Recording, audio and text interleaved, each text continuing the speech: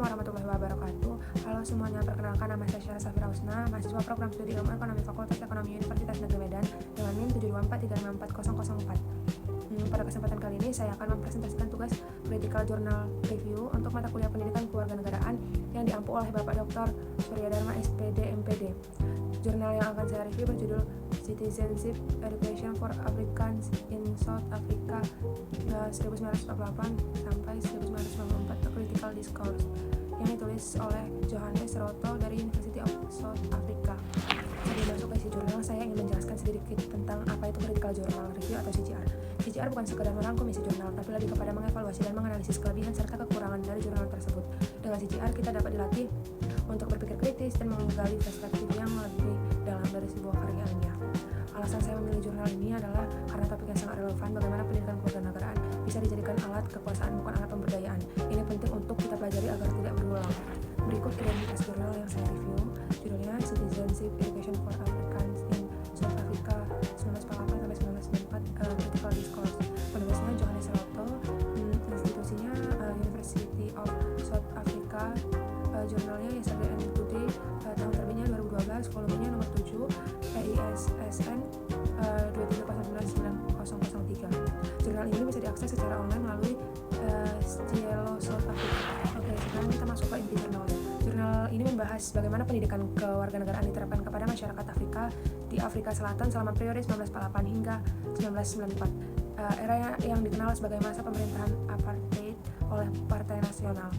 Penulis menggunakan kerangka teori dari Johnson dan Morris tentang critical citizenship education yang memiliki 4 dimensi utama, yaitu yang pertama, dimensi ideologi, kemampuan siswa memahami dan mengkritisi ketidakadilan dan sistem kekuasaan. Yang kedua, dimensi kolektif, pentingnya dialog, kerjasama, dan penghargaan terhadap keberagaman. Yang ketiga, dimensi diri, kesadaran identitas dan refleksi individu dalam konteks sosial. Yang keempat, dimensi praksis, hubungan antara pengetahuan dan tindakan nyata dalam kehidupan bermasyarakat. Melalui 4 dimensi ini, penulis mengkaji apakah pendidikan kewarganegaraan pada masa apartheid sudah berjalan dengan baik, dan ternyata jawabannya tidak. Hasil penelitian menunjukkan bahwa selama masa apartheid, kurikulum pendidikan kewarganegaraan tidak dirancang untuk membentuk warga negara yang kritis. Dari sisi ideologi, kurikulum hanya menyampaikan pandangan pemerintah tanpa memberi ruang siswa untuk mempertanyakan ketidakadilan. Dari sisi kolektif, tidak ada ruang untuk dialog, yang ada hanya penanaman nilai yang mendukung dominasi satu kelompok. Dari sisi diri, identitas siswa dibatasi hanya pada kelompok etnis tertentu tanpa kesempatan mengenal identitas yang lebih luas. Dari sisi praksis, pembelajaran hanya berbasis hafalan teori tanpa keterlibatan siswa dalam tindakan sosial nyata. Kesimpulannya, pendidikan dijadikan alat kontrol politik, bukan alat pemberdayaan manusia. Sekarang kita bicara soal kelebihan dan kelemahan jurnal ini. Kelebihannya yang pertama yaitu menggunakan kerangka teori yang jelas dan sistematis dari Johnson dan Morris. Yang kedua yaitu mengaitkan teori dengan konteks sejarah yang nyata sehingga analisis sangat konseptual. Yang ketiga, sumber data berasal dari dokumen resmi pemerintah sehingga kredibilitasnya tinggi. Yang keempat, memberikan rekomendasi yang relevan untuk pendidikan kewarganegaraan yang lebih demokratis. Kelemahannya yaitu tidak menggunakan data lapangan seperti wawancara atau observasi. Yang kedua yaitu terlalu berfokus pada satu kerangka teori sehingga kurang kaya perspektif. Yang ketiga, konteks penelitiannya sangat spesifik pada Afrika Selatan sehingga sulit digeneralisasikan ke negara lain.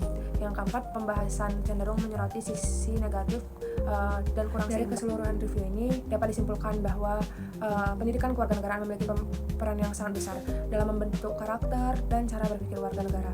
Namun ketika pendidikan digunakan sebagai alat kekuasaan seperti yang terjadi di Afrika Selatan masa apartheid, maka fungsi mulianya menjadi hilang. Oleh karena itu saya menyarankan agar yang pertama itu kurikulum PKN lebih mendorong berpikir kritis bukan sekadar hafalan. Yang kedua yaitu proses pembelajaran lebih interaktif dan partisipatif.